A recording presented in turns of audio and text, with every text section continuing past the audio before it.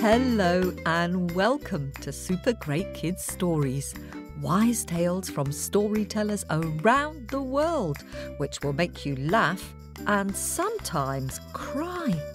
Recommended for ages 5 to 105. I'm Kim and I love stories. Hello, Super Great Kids, and how are you? I hope summer is going well and that you're keeping cool.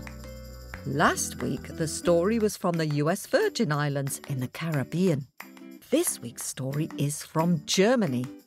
Germany is in Central Europe and shares borders with 9 other countries. Its capital is Berlin, and its flag has 3 stripes of black, red and gold. Our current theme is trickster stories, and if you're not sure what trickster stories are, well, they're stories with clever characters who are often animals who trick others in order to get what they want. Hands up if you like trickster stories. Ha! Me too! This week's story features a new trickster, not a Spider-Man like Anansi, but a little boy called Till Eulenspiegel, or Till Owlyglass in English. He is quite a scamp. A bit of a rascal. Before we begin, can you think of any other stories with tricksters in them? I'll give you a clue. Coyote from North America, he's one trickster. Can you think of any stories with Coyote in? And Loki, who is the Norse god of mischief, is another. And of course, Anansi the Spider-Man from the Caribbean and West Africa is another. See how many trickster stories you can think of while we have a quick word with the grown-ups.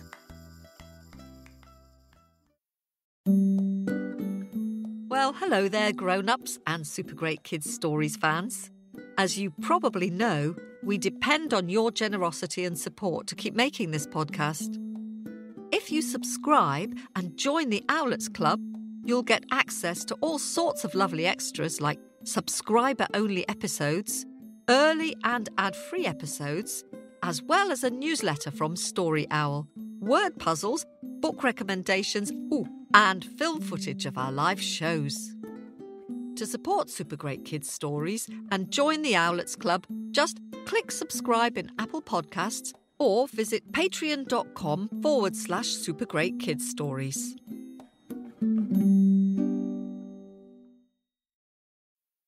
Hello, Super Great Kids. I'm back.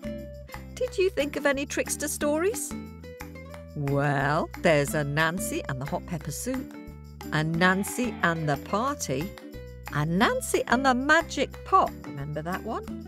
And Anansi and Tiger Fat, and Spider, Coyote and the big old tree, and Coyote and the stars, and there's Loki and the Wall of Asgard, and Loki and the God of Thunder. Now it's time for this week's story. It's told by Tiernan and it's called The Pranks of Till Owlyglass. Are you sitting comfortably? Am I sitting comfortably? Then let the story begin. Snip, snap, snout, story jump out. Here's Tiernan. Have you ever been told off for causing mischief? Perhaps one of your grown-ups has complained because you've been pranking your siblings again, getting up to rascally antics, or generally being a bit of a clown. Well, I certainly did when I was younger, and I wish I'd known then what I'm about to tell you now. By being a pest, a nuisance and a scallywag, you are continuing something which children have been doing for hundreds of years. Yes, that's right, some children, and in fact adults too, have been complete scamps for a long, long time. Take Till Eulenspiegel, or Till Owlyglass, as we might say in English. He is a legendary prankster or trickster who's appeared in German stories for over 500 years. There are many, many stories about the antics of Till and the many ways he played all kinds of silly tricks on others. So the next time your grown-ups complain, you might like to tell them some of the stories about Till Eulenspiegel that I'm about to tell you, to show that you aren't causing trouble, you're merely following the well-trodden path of many a professional prankster, and they should be very proud indeed. The first of these tales goes back to when Till Eulenspiegel was young, possibly the same age as some of you listening right now. Even as a small boy, Till loved pranks and tricks, and everyone in his town knew it. They'd either been tricked by him themselves, or they'd heard from their upset children how they'd had a trick played on them by little Till. In fact, all his neighbours complained to each other and to Till's father that the boy was a ne'er-do-well and always up to no good. Till's father, whose name was Klaus, could not imagine such a thing. He adored his son, and he wouldn't hear a bad word against him. But one day, Klaus had heard so many complaints about his dear boy, he thought it best to have a chat with him. "Till," he said, "why do all our neighbours keep telling me that you are a trickster? It's all I hear about every time I see them, and they're not happy with your behaviour at all." Now, Till was really good at acting. Even if he had been causing trouble one minute, he could make it seem like he was being a complete angel the next. And so he smiled an angelic smile and insisted to his father he had no idea what these grumpy neighbours were talking about. "Oh, father," he said, "I do nothing to nobody. I am an innocent boy, not a prankster at all, and I would like to prove it to you." Till's father was curious. "Take me on a horseback ride," said the clever boy, "and I will sit right behind you and stay completely quiet. Those busybodies and neighbours will always still say mean things about me, even though I'm good as gold. I do nothing. You'll see, it's just what they're like, and father, it's not my fault in the slightest." Well, Klaus believed his son, because why would his good as gold boy be doing anything other than telling the truth? And so the two of them travelled through the town on Klaus's horse, with Till sitting behind his father. As they rode along, the first thing Till did was to turn around, stick his fingers in his ears, and stick his tongue out at the crowd, just very quietly. "Can you believe it?" His neighbours certainly couldn't. "What a rude child!" they shouted, and "What an awful little boy!" as Till and his father went past. Klaus was confused by all the shouts, but before he could even turn around and see what Till was up to, his son reassured him. "You see, father, here I am, sitting in silence, being so very good and not doing anything to anyone, and they still shout at me. They still say I'm the troublemaker." Klaus couldn't figure out why everyone was being so rude, so he decided to put Till in front of him on the horse, and that way he might see just what was going on. Till again sat there like a perfect angel, very quiet and very still. But what Till's father couldn't see was all the faces Till was pulling at everyone they passed. He stuck his tongue out, he did silly grins, he squished his face, and he made himself look as ridiculous and gruesome as he could, all again without making a sound. So once again, people ran up and complained to Klaus. "Your boy is just so rude." But as far as Till's father was concerned, his son had now sat quiet as a mouse, a perfect poppet, all along. "Till," he said to his son, "you must have been born on an unlucky day. You have been so good and you've done nothing to anyone, yet they say what a horrible boy you are. Perhaps we should move from this area, since the people here are not nice at all." And so it was that Till's father moved the family to a different town, never again returning to the area where everyone was so rude to his polite little boy. And do you know, he never discovered the truth for as long as he lived. What a cheeky boy, huh? What a scamp! And as Till Eulenspiegel got older, do you think he got better behaved and less of a prankster? Why, no. Of course not. As a young man, he travelled across Europe and he found himself visiting lots of schools and colleges. And at each one he would try his best to convince the teachers that he was the cleverest in the world.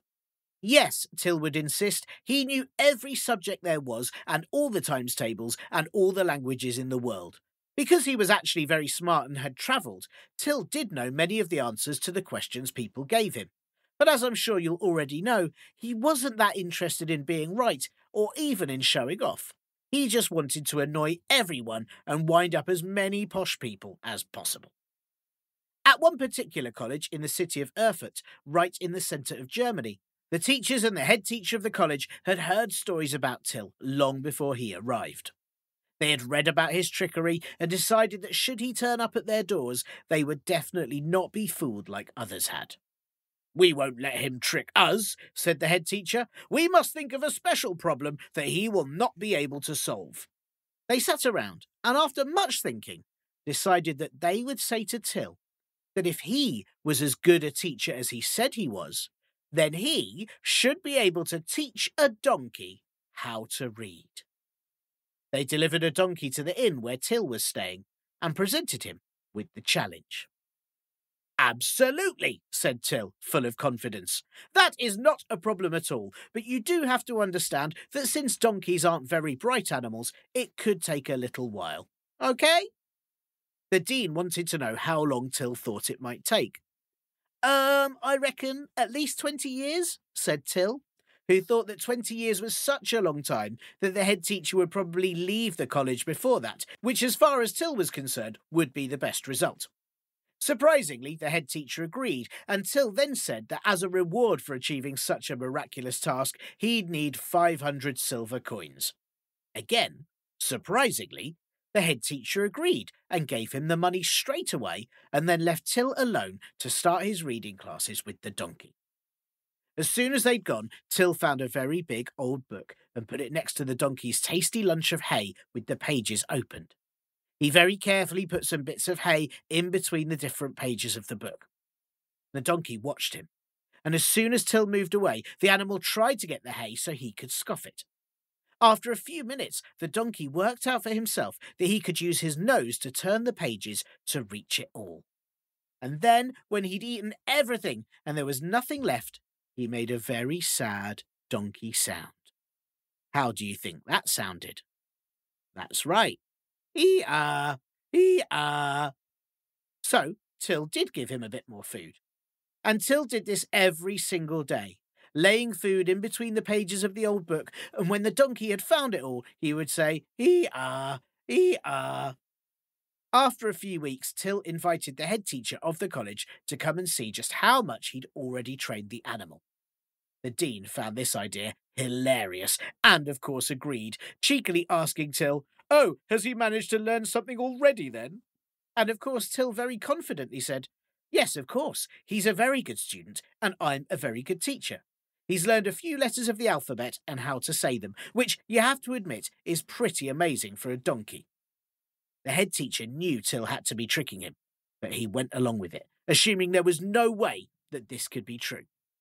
So, he hurried over to the inn where Till was staying and brought several of his top teachers with him, with strict instructions for them to watch out for any pranks from this tricksy troublemaker. Till happily led them to the stall where the donkey was waiting. He hadn't fed the donkey all day, and so, as soon as he laid out the book, it very quickly started turning all the pages with its nose, looking for some lunch.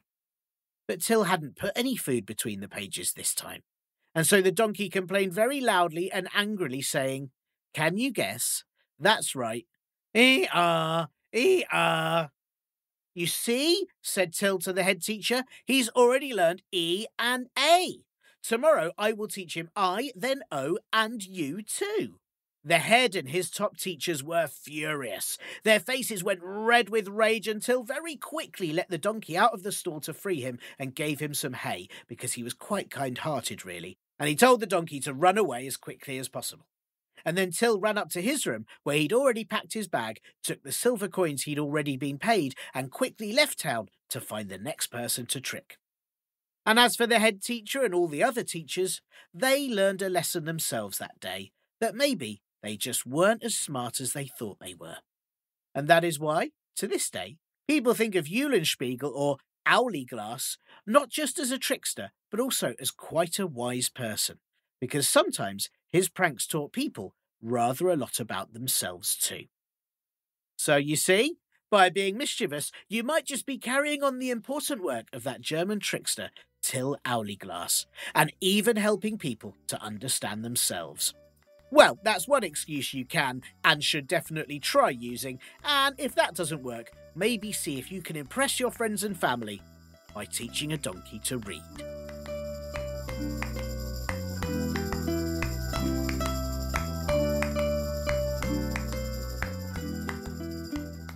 Thank you. I can really imagine Tiernan telling jokes and playing pranks on people when he was in school. Can you? I'm not sure that I could teach a donkey to read like Owlyglass did, but I have taught my dog to play hide and seek with cuddly toys. She's particularly good at finding them if they have a treat hidden alongside them. Now, it's time to have a dip into my bag of happies and say a big thank you to some owlets who've been hopping into our nest and supporting our podcast. Over to Marseille in France first to say hoo hoo hoo hoo hoo and hello to new owlets Charlotte, who is 4, and Victoria, who is 7. They listen every night before bed. Charlotte loves the kind badger story from Japan, and Victoria loves the 4 dragons story from China. Victoria drew a very imaginative picture of the 4 dragons story with multicoloured dragons blowing into the rain clouds and people dancing in the puddles. Thank you for that, Victoria. It's super great. And hello to your Grandma Fleen, who lives in England. And and thank you to Gwenna, who lives in Maryland in the US, and to her Grandma Lucinda, who also lived once upon a time in England. Oh, and she's a storyteller. Lucky you, Gwenna, having a storyteller to tell you stories. Welcome to the Owlet Club. And now, let's fly to Virginia in the US and say hoo hoo hoo hoo hoo and hello to Ronan, who joined the Owlets Club for his 6th birthday. Ronan loves listening to stories at home and in the car.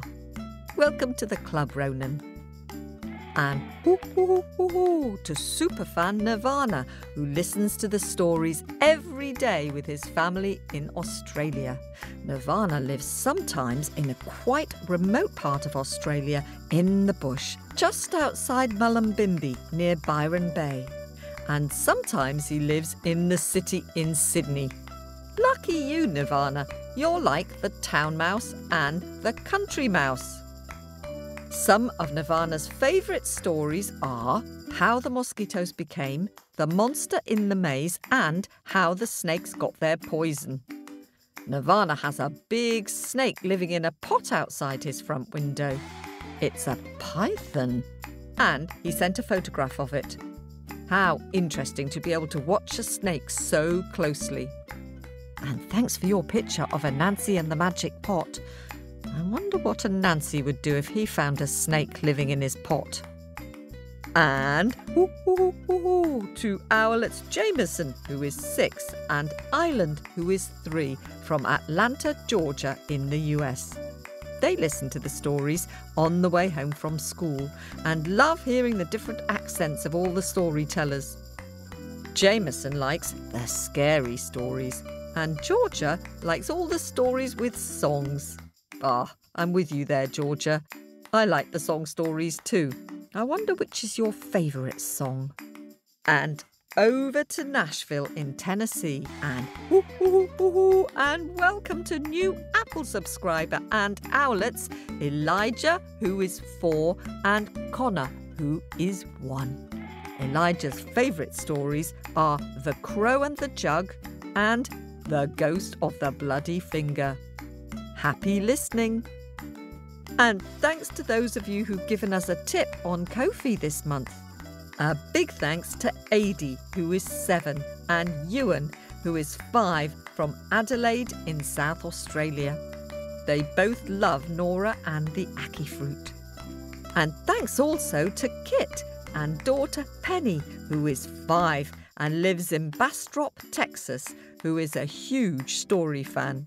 Penny has drawn a super spooky picture of the ghost with the bloody finger. I do like all the blood around your ghost, Penny. I'm glad you enjoyed that story and well done for being brave. And thanks to all of you budding artists who sent in creative pictures recently. Lots of imaginative pictures of giants this week, some with 2 heads, some with 3 heads. Here are my picks of pictures for the week. Thanks to 5-year-old Shay from Revelstoke in Canada, who's been listening to every story since Super Great Kids Stories first began nearly 3 years ago. Now that is dedication, Shay. Shay sent us a lovely picture of El Cangrejo, the bullying crab. I really like the big cloud of angry mosquitoes which you've drawn hovering over the crab, who is pictured sulking at the bottom of the pond. Really good. Well done, Shay, and well done too to your dad for encouraging the artist in you. And thanks to Year 1 in a school in Southampton in the UK, who have sent in wonderful pictures of Anansi and the hot pepper soup. Toop will be well pleased to see all of your artwork. Thank you. And Evie, who is 7, and her brother Harry, who is 5, who live in Tasmania, are super great illustrators. They've drawn marvellous pictures of the Brazilian story The Beast Who Wants a Feast. Evie, your beast is fantastic, so huge and hairy, swinging his long arms about. I love the detailed pictures of all the rainforest animals which he put into his sack.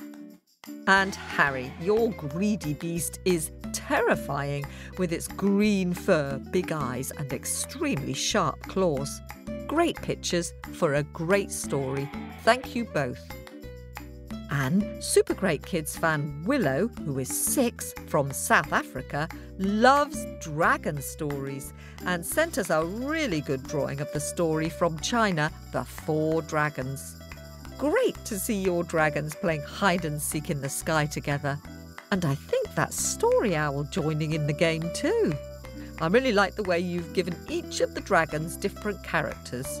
Very imaginative. Thank you, Willow. And thanks to super great artist Henry, who is 6.5 and lives in Lake Oswego in Oregon in the US. Thank you, Henry. Your picture of the lonely giant is lovely. I like the way your giantess is swinging the lonely giant by the ankle around her head and back into the sea. Just brilliant. I really like the way you've made her look so angry and the way you've used the black for outlining too. It's really good, thank you. That's it for this week. If you'd like to see some of these super great drawings, they're on our Facebook page at facebook.com/supergreatkidsstories. Do send in your pictures for us to share on Facebook with other story lovers. If you'd like to send a picture, either attach it to our Facebook Messenger or scroll to the bottom of our website at supergreatkidsstories.com. Now, if you'd like to help Super Great Kids Stories, here's 2 ways you could do it really quite easily. We'd love you to vote for us in the Listener's Choice category at the British Podcast Awards. To vote, go to www.britishpodcastawards.com/voting or look for the link on our website at supergreatkidsstories.com. We really appreciate your support. Thank you.